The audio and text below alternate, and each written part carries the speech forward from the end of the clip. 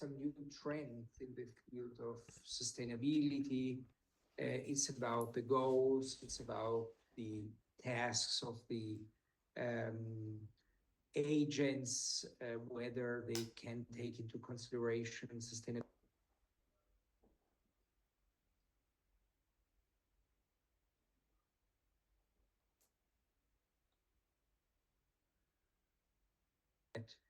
in various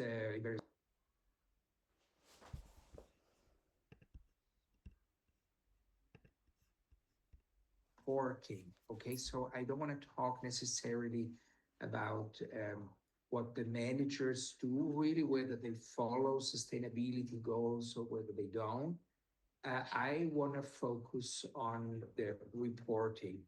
And the reporting is a very important thing because, as you know, wherever we go, whatever we do as consumers or as customers in general, we are confronted with a lot of so-called greenwashing strategies, right? So basically, that um, you know um, the fact that things sound to be sustainably produced, sustainably manufactured, sustainably distributed, why they are not. So that's why we actually um, have an interest in in fighting greenwashing or in enforcing basically against businesses the duty actually to say the truth, to tell the truth, whether something is sustainable or not. Still, before doing so, of course, a question, a key question to all of us: what is sustainability? Okay, so sustainability is a very broad concept. I don't know if you like the concept of the term of sustainability. Personally, I'm, you know, have started a few years ago getting used to the term sustainability, even though for me, being a lawyer, sustainability is a term that is not precise enough. That's why I actually always like to make a distinction between three aspects of sustainability. Okay, one is um, economic sustainability. The second one is environmental sustainability. And the third one is social sustainability. Okay, so economic sustainability, environmental sustainability, and social sustainability. Okay, three totally different worlds that have nothing to do with each other. Okay, they're really basically nothing to do with each other. So please don't forget, when you deal with sustainability, in your life. I mean, not only we're not learning just for the exam, right? We're learning for your life, especially for your professional life. Try to think about sustainability in a differentiated way. Okay, so economic sustainability, environmental sustainability, and social sustainability. So when would somebody act contrary to economic sustainability? Well, this would be, for instance, a corporation that is totally undercapitalized. That's, from an economic point of view, that's not sustainable, right? Okay, so it won't last. There will be a financial crisis for sure. Okay, that's one thing. Environmental sustainability is, well, whether you kind of respect new technologies regarding the environment, the carbon emission and stuff like that, or whether you basically create tools to neutralize the carbon emissions. So that's the environmental sustainability.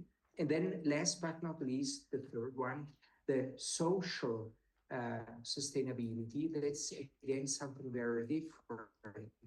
It has a lot to do, with rights of workers, rights of, other stakeholders, personal rights, like human rights, especially if you look at parts of the world where a lot of our businesses actually manufacture the products that we buy on a daily basis, to see, how things work there in these other parts of the world regarding unemployment, regarding job security, and especially regarding job safety.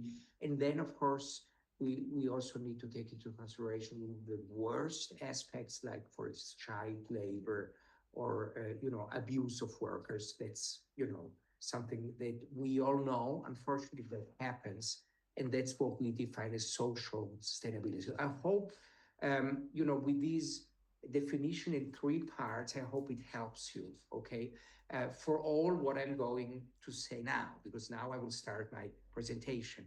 Okay, before I start my presentation, is there any questions on the things that we have said so far? No?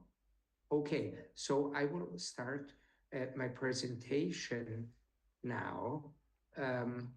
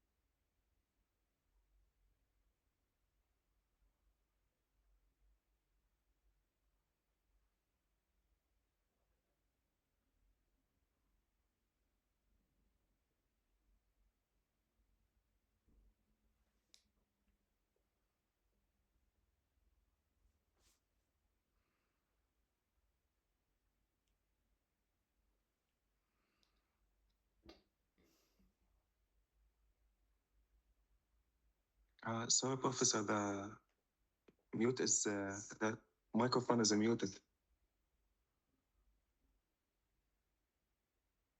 Okay, thank you very much for letting me know. I'm sorry. Thank you. So I will start again.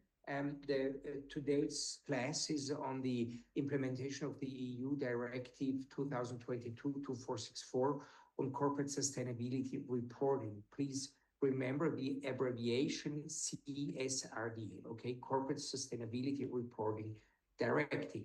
This directive basically regards the reporting on these things that we have just said. So sustainability meant as economic, social, and environmental, or I said the other way around, economic, environmental, and social responsibility. So the evolution of sustainability reporting is deeply rooted in global milestones. It's not that the European Union is standing alone here. Okay, so basically it's a global trend, and you know, to basically do something about sustainability reporting. And everything started around 8 years ago in the European Union, when the European Commission introduced the Action Plan for Financing Sustainable Growth. And this was a so-called action plan. So action plan is a strategy developed that then typically leads into the creation of mandatory legislation, which could be directives or regulations. I guess we all know the difference between directives and regulations. Directives are issued by the European legislator, but need to be implemented on member state level, whereas regulations, are directly applied once, they are enacted.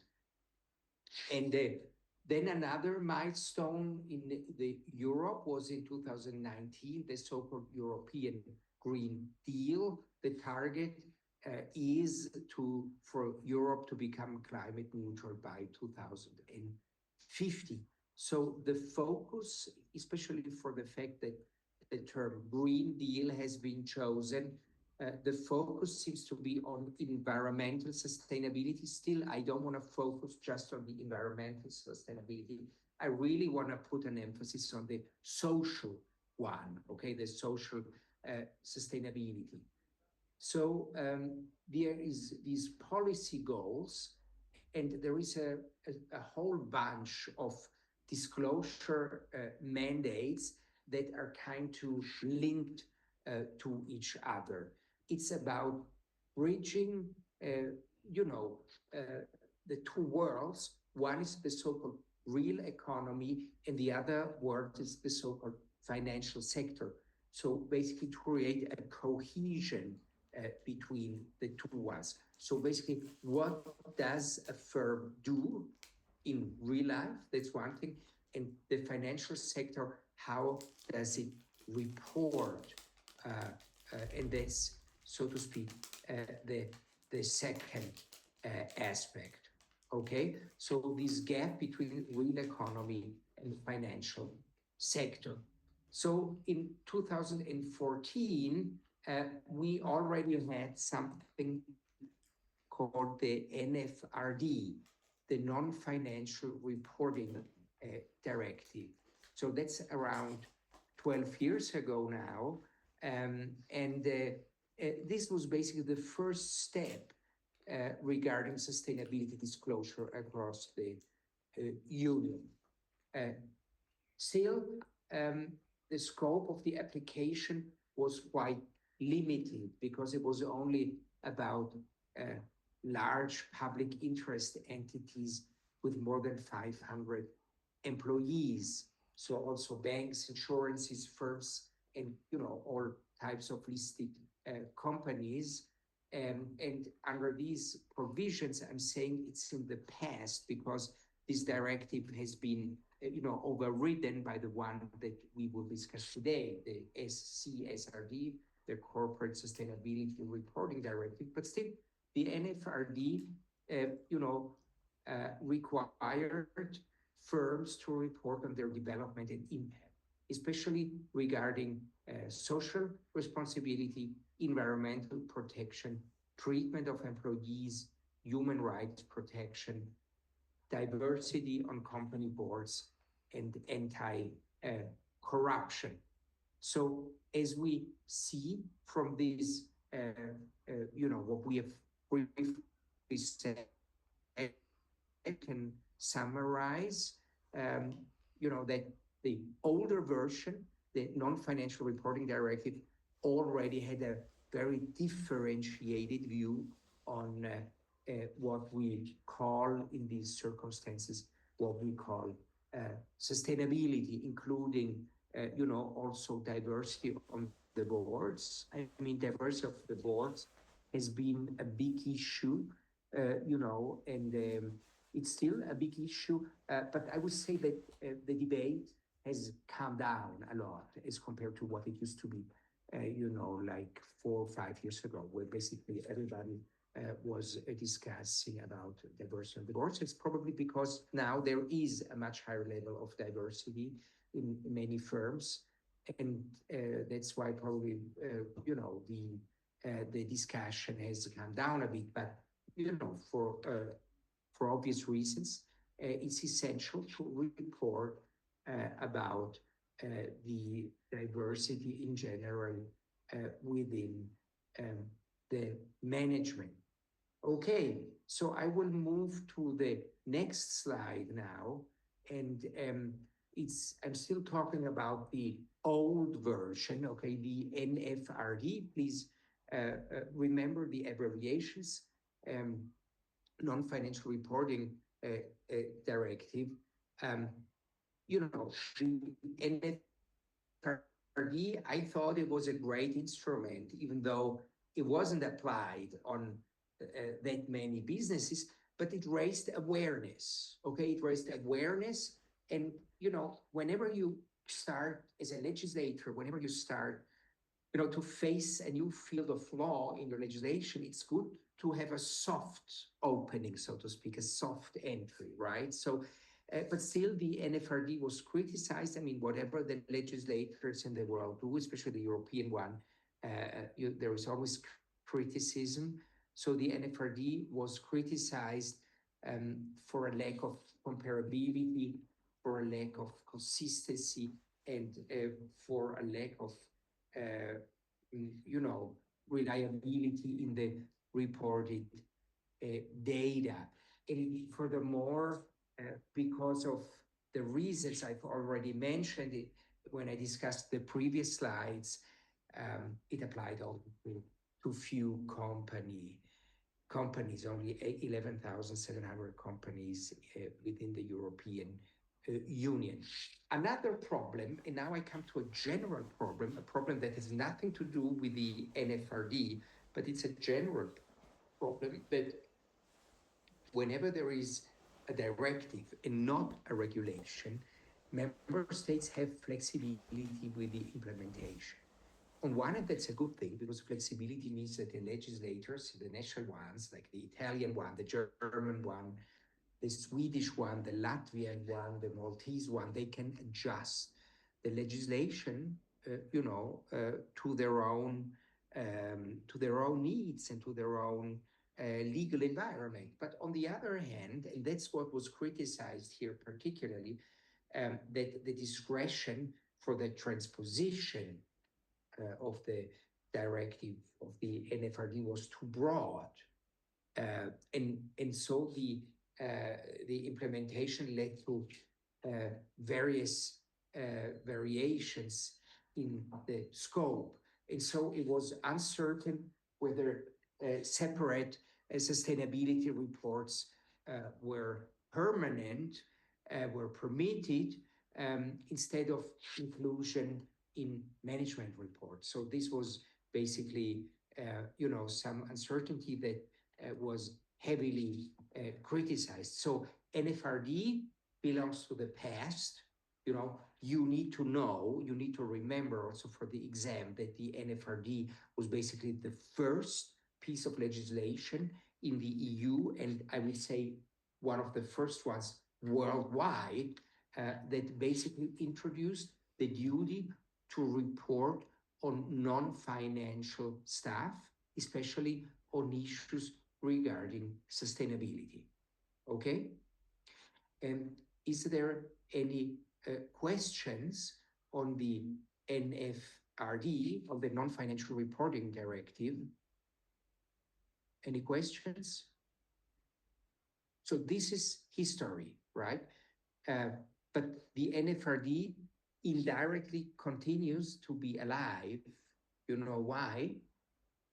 Because parts of the NFRD, so to speak, have been preserved within the directive we are talking about now, okay? The one that is actually the topic of today's class. And as you remember, that's the CSRD. Here we go, okay? CSRD. So the Directive on Corporate Sustainability Reporting. So it has been the intention to strengthen the rules concerning the social and environmental information. And it was about, information that companies must give to protect shareholders and stakeholders. And here we go. Why is an accurate information about, sustainability, social environmental information, why is so important for shareholders and for stakeholders? I mean, let's discuss it. Shareholders have an interest in learning about, the respect of social and environmental stuff, maybe because they have, when they invest, some ethical standards, okay? Not only purely financial. If it's not just about, dividends and about the, how much the value of the shares increases, but if it's also about something different, information about social environmental stuff might be very important. And on the other hand, for stakeholders, think about stakeholders, think about yourself.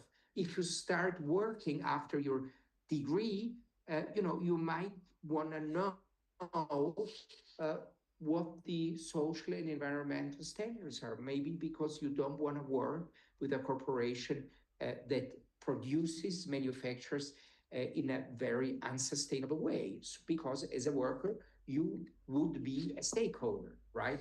Or think about clients, customers. If you shop, if you buy something, you want to know if the product has been manufactured in a sustainable way. Now, since the implementation in various jurisdictions, so here I've quoted the Italian implementation, um, you know, um, a wider range of companies are required to report on environmental and social sustainability. So it's not like under the NFRD that it was just very few ones, just the really big ones. Now things have changed. Is many more number-wise, many more corporations that have to report. So let's me talk about competition. I mean, we all know what competition is, right? Competition between businesses. And as we all know, it is arguable that the CSRD mitigates the distortion of competition because it reduces the risk of greenwashing. It reduces the dissemination of misleading information in fact market. And I also would emphasize that the CSRD has a so-called extraterritorial relevance. So also non-European businesses are bound by the CSRD if they interact with the European markets. So if you have a Japanese, an Australian, an US, a Canadian, or an African company that is present on the market, then this company is subject to the CSRD.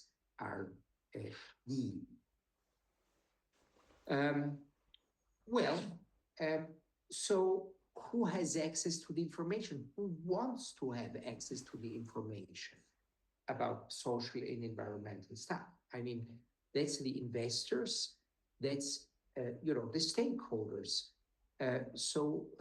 It's about tearing down the risk of, misinformation. Still, there is uncertainties because the reporting standards are not that clear. Now, over the month and years after the implementation on member state level, some sort of uniformity in the reporting standards, some common practice between the member states is starting to be established, because otherwise it wouldn't make sense for me as an investor or for me as a stakeholder to get totally different information from different businesses if I cannot really compare the information. And that's why there is this so-called Commission Notice of the Interpretation of Selected Provisions of the Corporate Sustainability Reporting Directive. And this is very helpful, okay, that there is this extra document provided by the European Commission. Still, in 2025, there has been a bit of a slowdown. Just to go briefly back, the CSRD, as I said, has been implemented in 2023, right? So it's quite recent. And still last year, in 2025, there were new developments, because with the so-called omnibus package, the European Commission,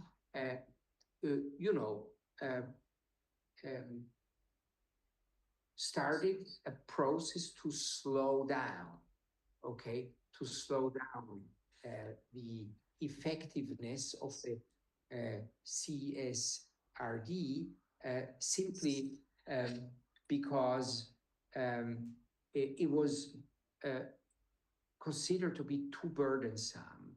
Um, so the initiative is about reducing the number of companies subject to the directive to reduce administrative burden on companies and simplify sustainability legislation. Here is some links. You can click on the links and check, basically get more information. Is there anybody that has a question? Because I can hear somebody talking. Okay. So if you are not, if you don't want to ask a question, I will kindly ask you basically to mute your microphone. Okay.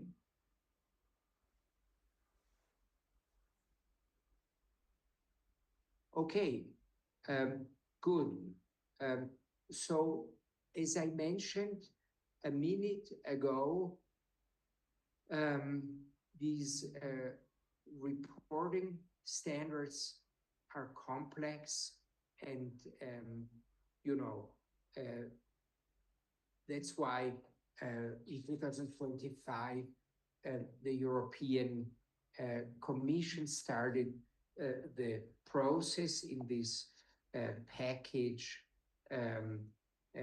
basically to reduce the scope, at least temporarily, to reduce the scope of application. There is nothing that I want to criticize about that. We know that there have been difficult times in Europe,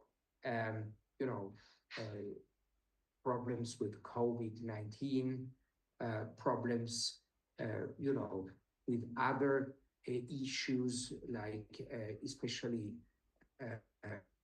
issues regarding the war in Ukraine, now war in the Middle East, energy crisis. So, all the sustainability reporting is really, really burdensome. And from that point of view, it's also expensive, and especially for those businesses that are small or medium-sized businesses, the whole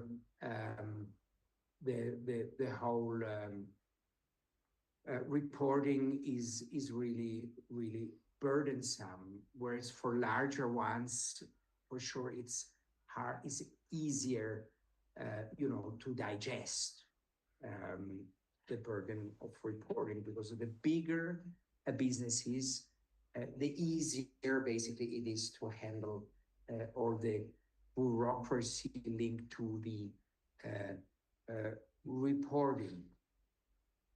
So these new developments, of course, have had an impact, especially on those jurisdictions that in the 2025 developments, for those jurisdictions like Italy, who were not delayed with the implementation, but Italy was one of the first jurisdictions actually to implement. So I would like to highlight that the Italian legislature distinguishes between micro, small, and medium-sized listed companies and large companies. And having this very clear distinction for Italy, same as for other jurisdictions that did a very accurate job with the implementation, it is quite easy to figure out whether or not a business falls or does not fall under the CSRD. Let me just briefly tell you something. From my personal experience, there is quite a lot of smaller or medium-sized businesses that actually don't have to do the reporting. because they are too small, but they still do it because they think it's a good, marketing tool.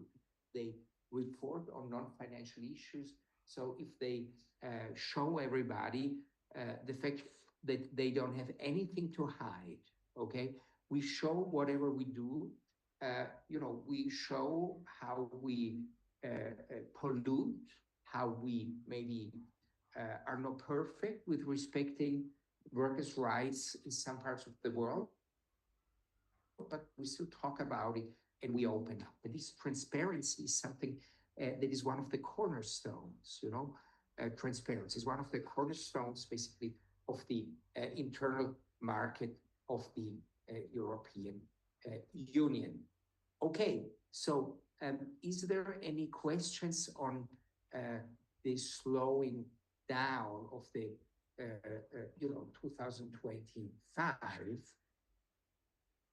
I mean, it's nothing really changed, but for the fact that the time frame has changed a bit, and when specific types of businesses,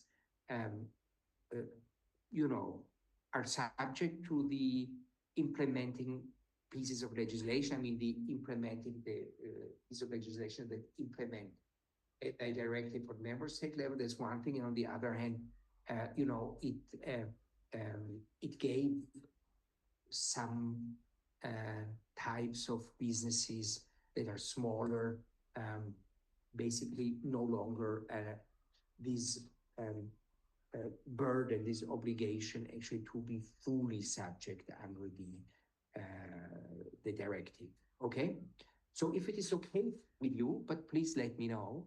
If it is okay with you, I would now try to proceed to discuss the functioning of the reporting. Okay? If I'm not mistaken, sorry. Say it again. Can you hear me? Yes, I can.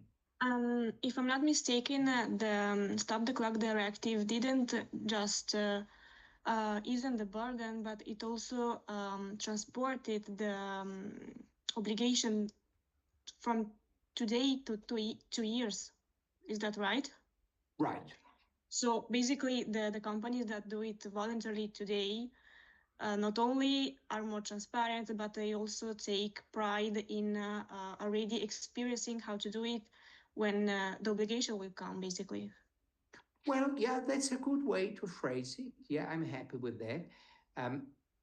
So the ones that basically report in a time frame when they don't have to, on one hand, what you just said, they like prepay, so they train themselves for the times when it will be mandatory. That's one thing.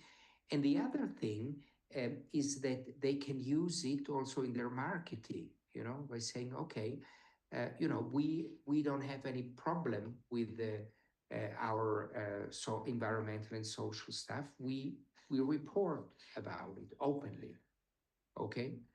Because the thing is that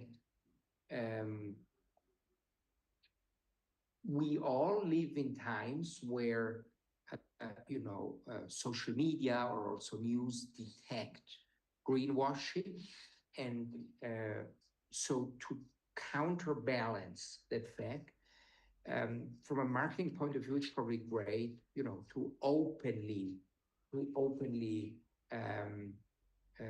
report in an official document. Okay, very good point. Thank you very much.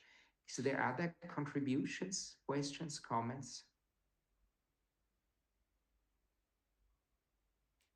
Okay, so I will go back to the slides now, because what I would like to explain now is the so-called double materiality principle. So I will now start to discuss the CSRD and its legal functioning without, putting too much of an emphasis when specific companies will be subject to the reporting obligation, because at some stage, all companies will be subject to the reporting obligations, right? It's just a matter of time.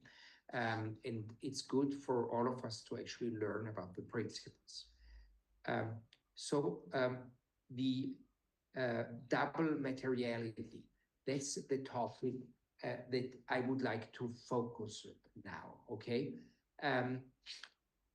So it's about two types of materiality. That's why it's called double, okay? Double means there is two types of materiality. One materiality is about the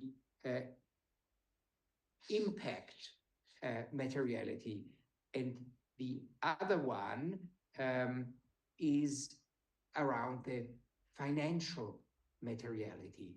So financial materiality refers to how sustainability issues affect a company's financial performance, whereas the impact materiality concerns whether the company's activities negatively impact society and the environment.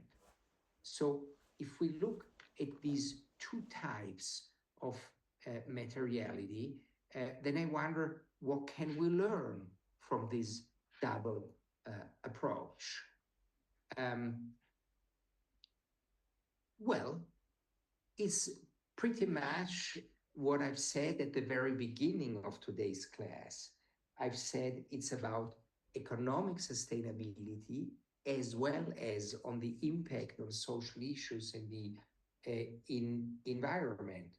So, it's basically about both issues, and that's, a very important thing to say, because we're still talking about businesses. I mean, we're not talking about non-profit organizations. We're not talking about philanthropy. We're talking about businesses. And whenever you produce something, you pollute, okay? Whenever you produce stuff,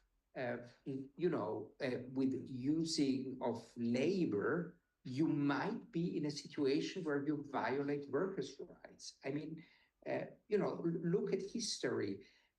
What's considered nowadays to be workers' rights, like 20, 30, 40 years ago, used to be normal. Okay, so we have a development, we have an increase in respect and in safeguarding of workers and in general of social issues. But still, we shall not forget that at the end of the day, the business is a for-profit organization, and a for-profit organization needs a solid financial background. So that's why this double materiality principle is actually a wonderful formula. And I really want you to understand that wonderful formula, okay? As I said when I showed you the slide, it's slide number, hold on, I can see the number of the slide. It's slide number 14, okay? Because I uploaded the slides for you. I don't know if you have seen them. They are in the Moodle, okay? So double materiality means financial materiality, and on the other hand, the materiality, how the company negatively impacts society and the environment. Now, let's put ourselves into the position of top managers of the company.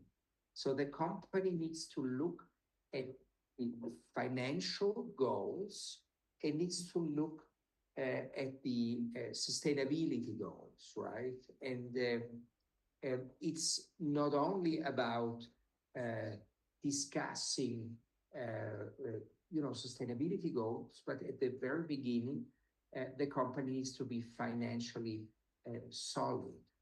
So that's why it's so important that companies report on both sustainability matters and about the financial effects of all their activity.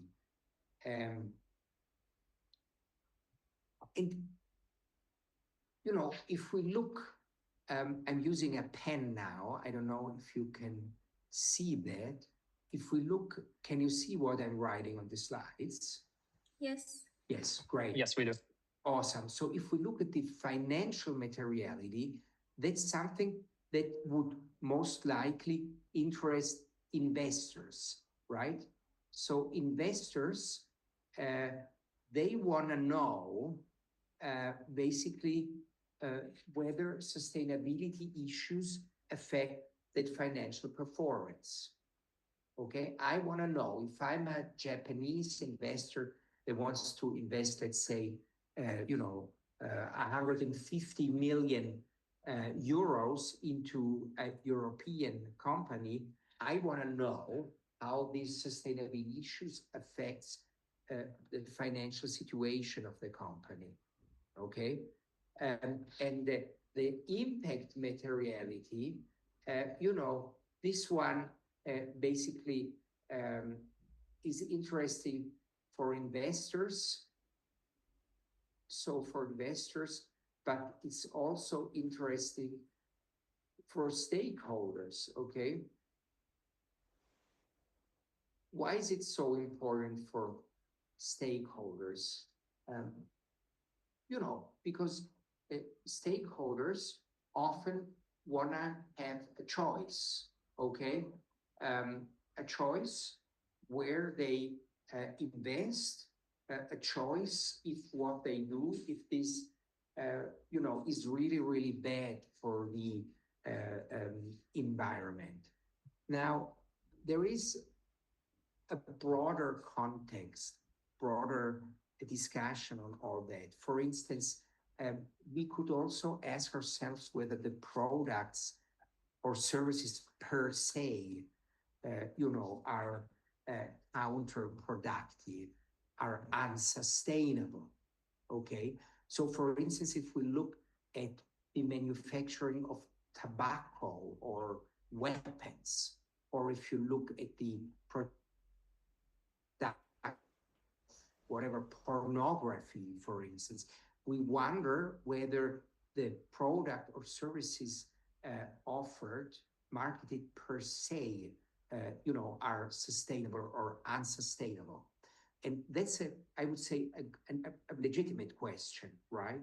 But the thing is that the reporting directive, the CSRD, doesn't deal with the product or the service, because whoever invests or whoever is a stakeholder or a shareholder knows what the products are or what the services are, right?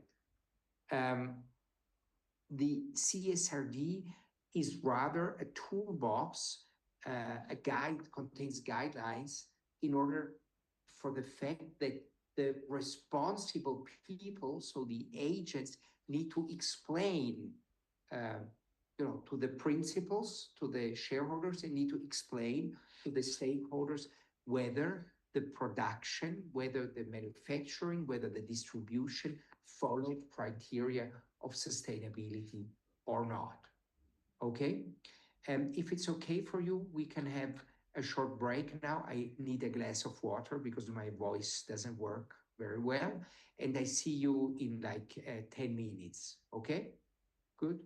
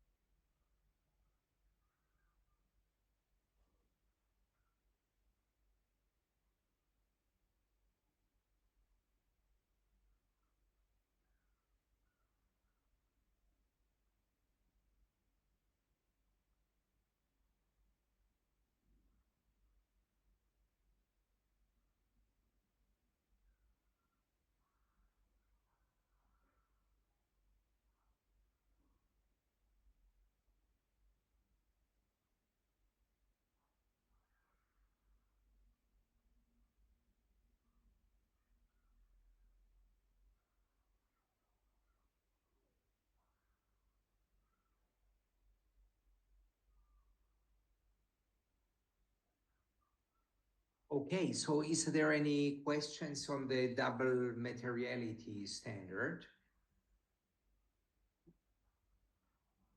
Okay, as you can understand,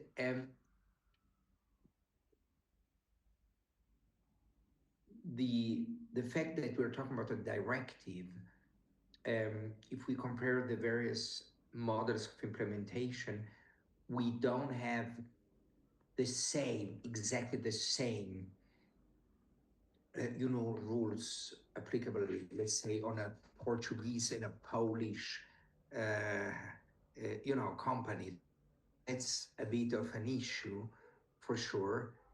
On the other hand, um, you know, the difference cultures and company law systems, and in general, the reporting standards per se, that are not the same all over the European Union, make it necessary actually to use a directive, because a regulation, would be too tough, too hard. It would basically create just basically a burden then for the member states, because it would mean that we would have two different rules dealing um, with the report on one hand, the national reporting standards, and on the other hand, the EU reporting standards. So what we can learn is that we don't have a uniformity, but if you look, for instance, at the United States of America, I mean, in the United States of America, we don't have um, uniform reporting standards, and we don't have uniform company law either.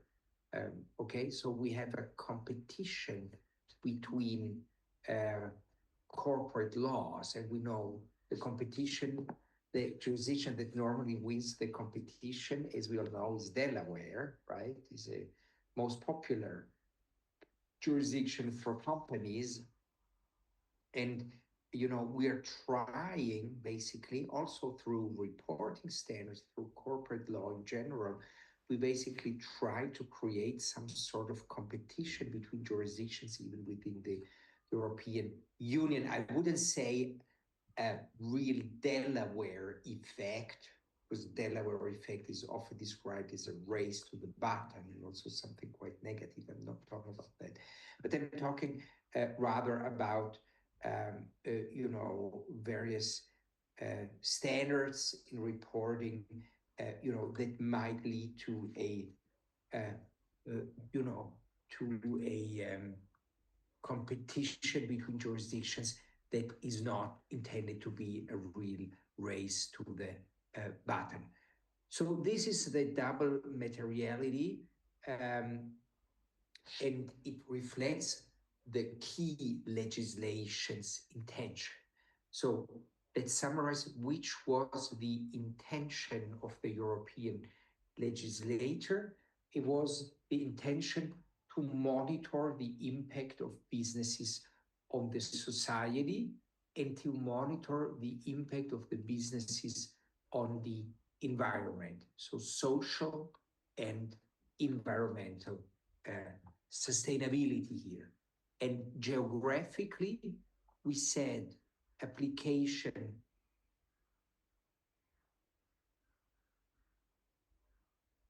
be mentioned that in two ways. First, because businesses that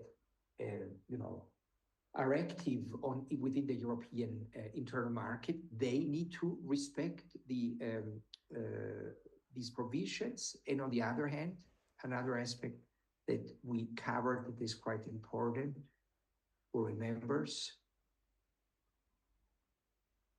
As a business, I have to report also about what's going on in other jurisdictions of the world, maybe where I produce, where I manufacture, or where I have partner businesses that, produce for me.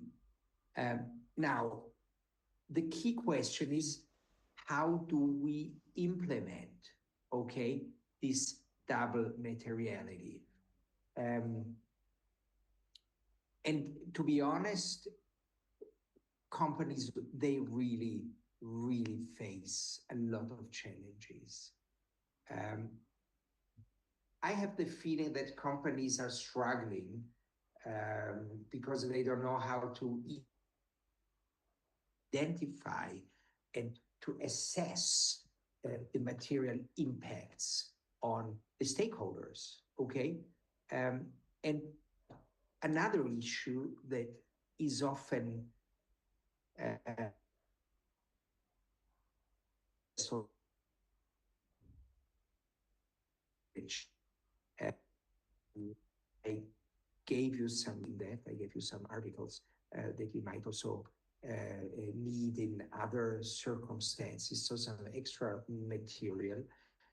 Um, but I have the feeling that it is hard for companies to determine the appropriate level of detail of reporting, because if it's not detailed at all, there is actually no point in reporting. If you just say blah blah, doesn't really help anybody. But if you're too detailed in your reporting, then nobody's going to read it, and it's going to also confuse the users of the standards. Um, so um, let's, repeat the concepts that I've just mentioned. I said one, okay, financial, and two, impact materiality, right? One refers to how sustainability issues affect a company's financial performance. So, for instance, if we know that we are polluting a lot, and we know that there is a legislation that forces us to clean up,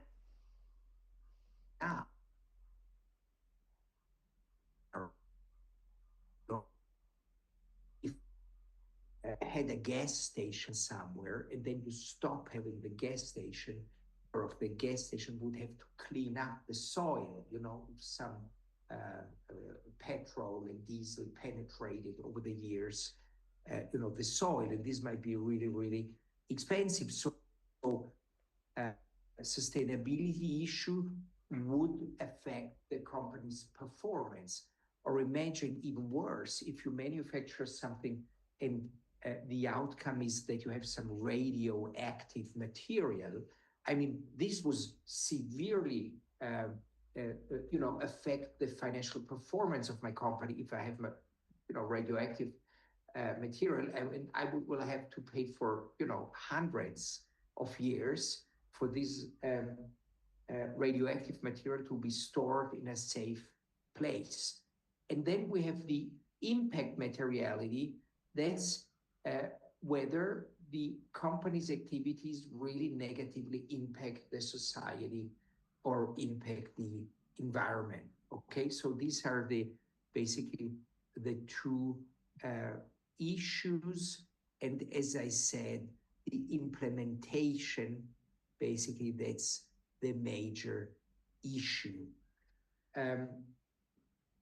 Now, there is this ECRS, the European Sustainability Reporting Standards, and after the completion of the implementation process on a member state level, the companies that are subject to the reporting standards will have to follow these European Sustainability Reporting standards.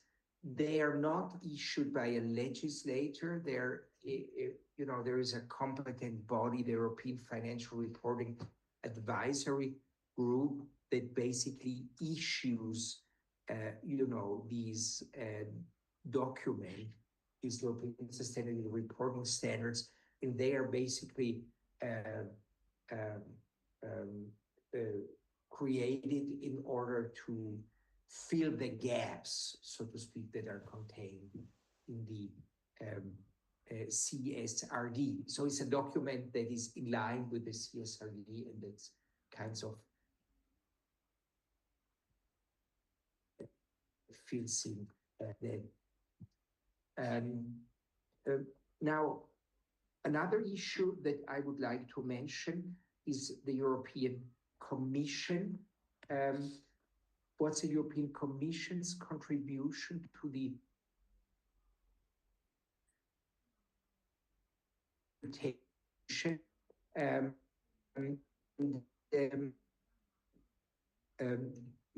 Commission that aims to make it easier for stakeholders to comply with the legal requirements. So that's another document that is also created basically, to help the users with the application of these standards.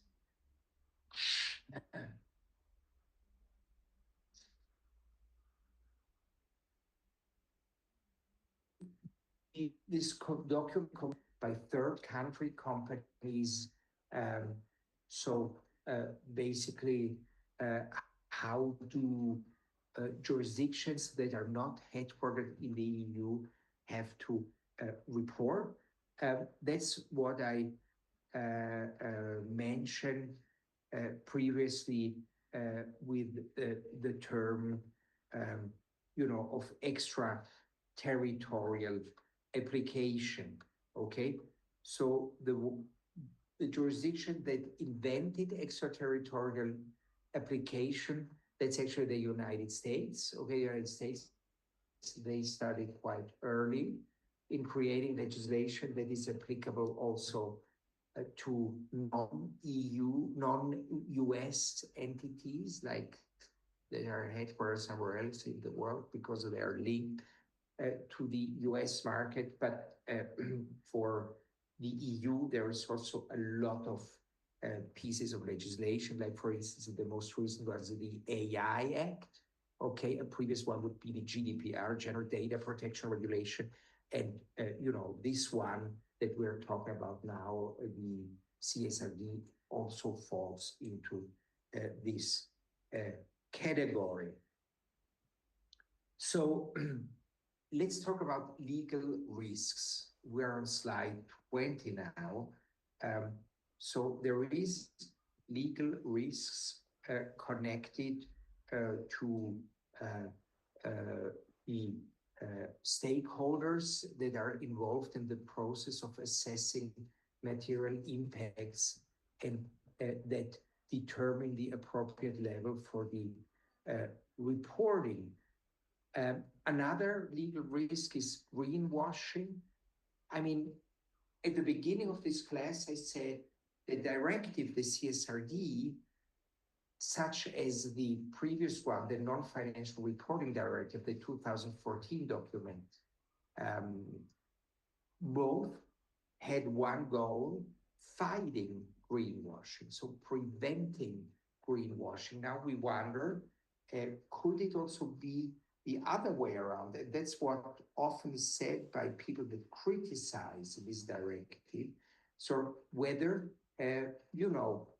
companies might provide misleading information about their sustainability policies in their non-financial report. So whether the non-financial report at the end might be per se a tool for greenwashing. I don't think this is a risk, because due to the fact that we have these documents that I mentioned, so the Commission's contribution to interpretation, going back in the slides, in the European Sustainability Reporting Standards. So these documents kind of lead the drafts people of this non-financial report into a specific direction and list the components and the pieces of information that need to be revealed. So I don't see such a big problem in all of that, but still, it's always good to be aware of risks, right? If we are aware of risks, it helps us basically, especially for the fact that this is something new and that we're still in the middle of, the crucial period where a practice for this non-financial reporting needs to be established. And so I find it's actually a good thing to be aware of the risks. So let me repeat, there is legal risks listed here on slide 20, and one of them is that greenwashing could actually emerge within the non-financial report. Time frame, we've already talked about that. I guess we don't have to deal with that at the moment. Now, let's deal with the topics of disclosure.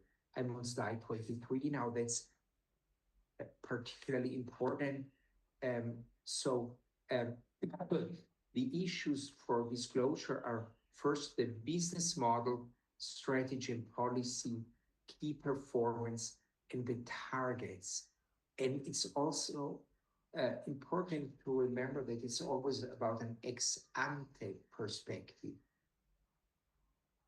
So before doing the job, I need to reflect whether what I'm doing might actually have a negative impact, and whether financial issues, whether environmental or social issues will have an impact on my financial situation. So there is topic-specific issues of disclosure, environmental, social, and then sector-specific standards. Do you have an idea what this could be, sector-specific standards? Any idea?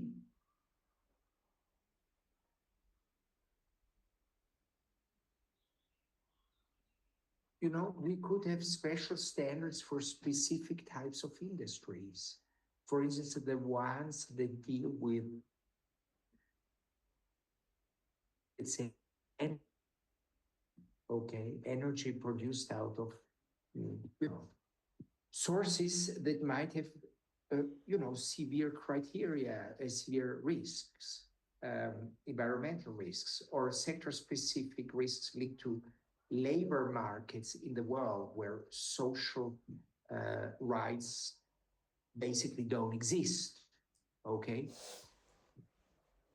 So that's why we have a flexible tool that can be adjusted.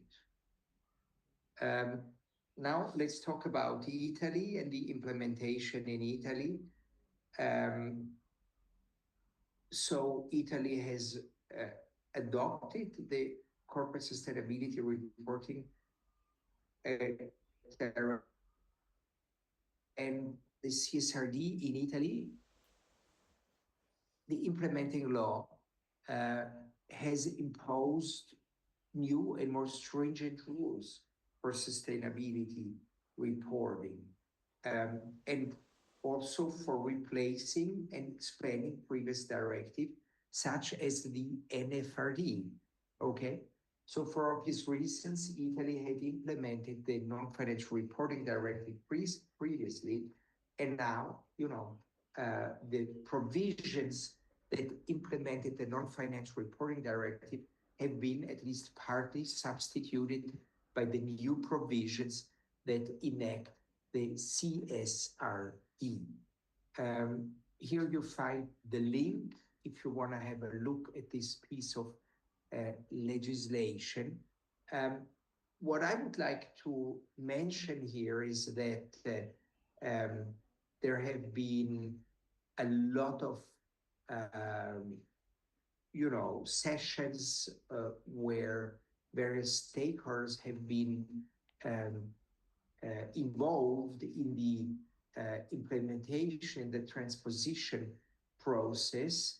And, you know, it started in 16 February 2024 with a public consultation.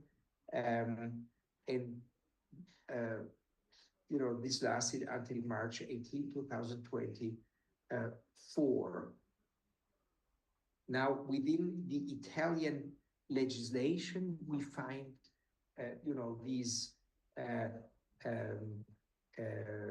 these deadlines, and they are contained in the Italian adoption of the CSRD. But as we mentioned previously, with the omnibus package of 2025, things have slowed down. So there is more time now for these individual companies, no matter which size they belong, to actually postpone the implementation. So the adoption represents a significant challenge for Italian companies. It introduces several changes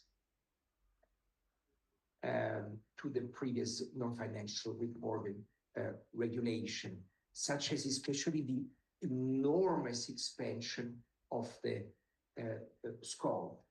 And here you find also a link to the consultations. It might be interesting, basically, to read about it. Now, I picked another country as an example for an implementation. While Italy was very early in the implementation, Germany was very late in the implementation. So here is, on these slides, I have basically kind of reproduced the various stages.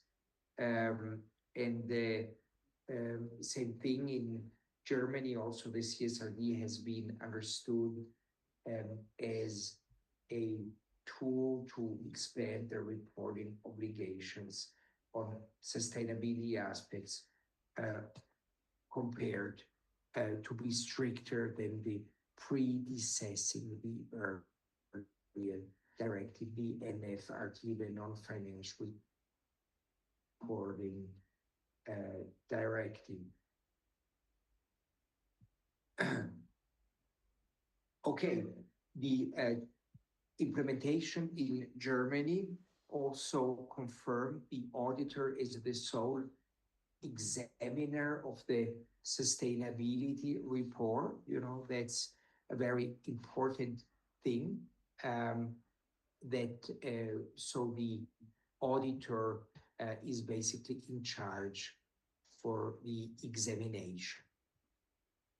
Okay, now, I've briefly quoted, very briefly discussed the implementation on member state level.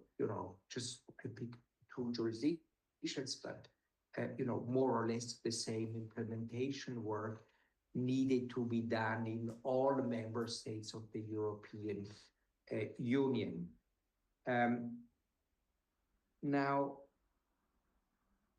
as I mentioned, there were some jurisdictions that were really late in the implementation, such as Germany.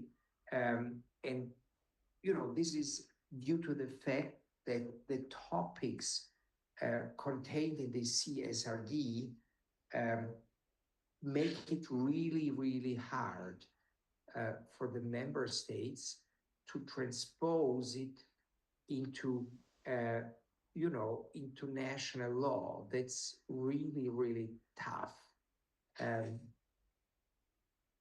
And we all know that the quality, the relevance, the comparability of the sustainability reporting, they are intended to improve through the mandatory use of uniform sustainability reporting standards. We have these standards, I mentioned them beforehand on the previous slides, but still they are not law, they are not hard law. So we have a bit of a confusion with the sources of law.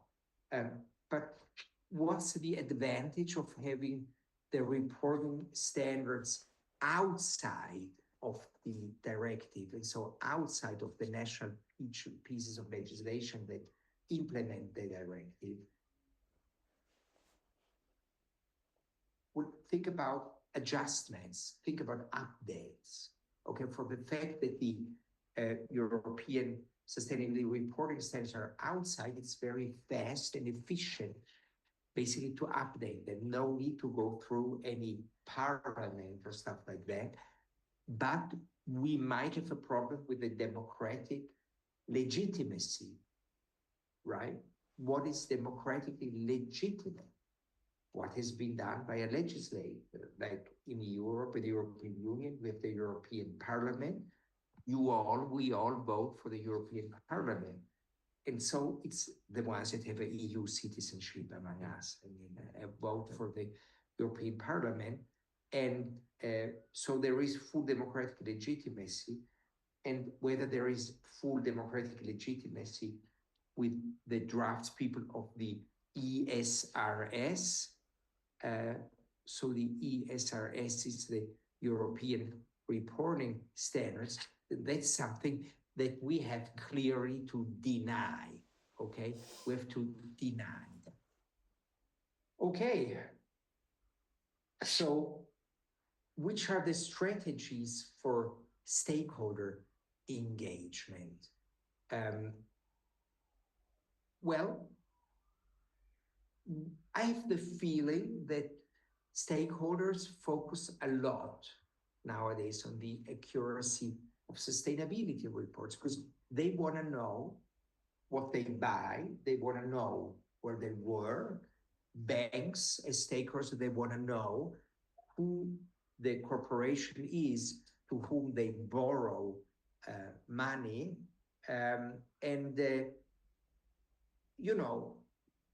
Greenwashing is a problem from ethical perspectives, but not only. Also from a financial perspective, it's a huge risk actually to have greenwashing in place, because greenwashing can be considered to be something like fraud also as compared to the investors or stakeholders. So I have the feeling that the implementation of the CSRD on member state level is contributing to a higher level of accuracy. Now, let me get back to the double materiality principle. I mean, we've talked about that. I guess you have all understood what double materiality means, but still, there is a shift from a one-sided report about environmental risks to the double materiality principle. So there is an increase of a report burden. I mean, there's no doubt, okay, that there is such a risk. And, this leads to a competitive disadvantage as compared to companies that are headquartered in other parts of the world that don't have to respect that unless they operate within the European Union, because then, these reporting standards are applied to these companies as well. So the double materiality requirement has caused severe economic difficulties for many companies because, you need to think a lot about what you report, especially to determine the financial impact that environmental and social issues have on the company. So what's the outcome of our criticism? I mean, we criticize, but if we criticize, we need to kind of find a solution. We need to offer a solution. And from my perspective, I would say that companies need guidance. And that's why I consider it to be a good thing that we have more time now, that for the fact of the omnibus package, the deadlines as they were defined in the national legislation of implementation, that they basically are postponed. So companies have more time in order to adopt tailor-made policies within their organizations. Because one thing needs to be done. The persons that draft the report, they need to get the information from the various, departments of the business of the company. They don't know everything. They need to ask within the company, and in big companies, you need to ask to a lot of people, and you need to establish a practice, a policy. So I would suggest that, we, as a last topic for today, I would say that as a last topic for today, the last really important topic for today, we try to assess risk and opportunities, okay? So we try to assess, which are actually the risks and which are actually the opportunities contained in this directive. So first thing, within the so-called CSRD, the Corporate Social and Responsibility Directive, Europe has taken an important step. Okay, so that's an opportunity, greater transparency and sustainability. Please, whenever you talk about reporting, please don't forget it's about transparency, okay? Reporting aims at transparency. So the affected companies must comply with the new obligations promptly. So they need to take the opportunity to improve, their ESG, their environmental, social, governance performance, and create long-term value. That's something we haven't talked about today, but I would like to introduce you now to the formula. Long-term is rather sustainable as a business model as short-term, okay? So, for instance, in tourism, okay, long-term perspective in a tourism strategy means we don't want to ruin the territory because we want to have long-term, we want to have tourists coming for a long time. Short-term would mean I don't care, if everything, breaks down because we are doing such a heavy tourism, it doesn't matter because before it breaks down, we will have made a lot of money. And then, we kind of run away with the money or we no longer, care. So that's why long-term value is something that is so incredibly important. Now let's think about image and reputation. I mean, generally speaking, the implementation of standards on reporting in environmental and social issues is something, that improves the reputation. So it's actually a good thing for European companies, that they have already have the duty or will shortly have the duty to implement. It's also about reducing risks. So if we have greater transparency, we might promote better management in the environmental, social, and governance risk, because who wants to publish stuff that doesn't sound good? You know, it's public. So, and you know, there might also be new business opportunities arising from the fact that you want to be good because you need to report. So it's about encouraging companies to integrate sustainability into their business strategy. So fight for social rights, fight for environmental stuff, fight for, you know, avoidance of climate change, of global warming. You know, that's for sure a good thing.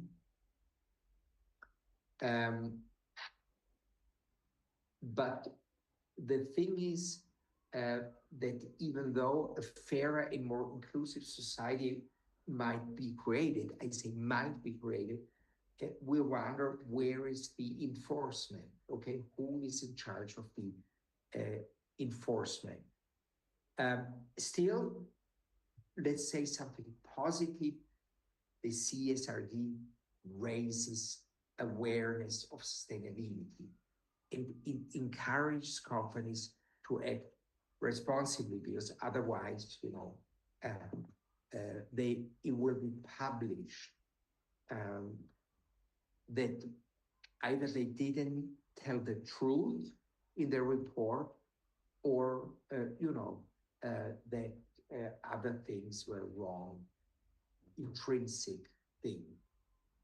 So it's a, you know, paradigm shift. Profits are no longer the main focus, but still creating profit is the main focus. We're talking about for-profit organizations, so please don't mix up the whole world of legal persons. Don't say, you know, environmental and social goals now are the main focus and making money is the second one. This wouldn't work because you would not find any investors, okay? So forget it, okay? Forget it. We are talking about, you know, a side effect. We have a for-profit business, and this for-profit business needs to report where it does something really, really bad. That's one thing. And the other thing, this business needs to report on how, you know, the sustainability things affect its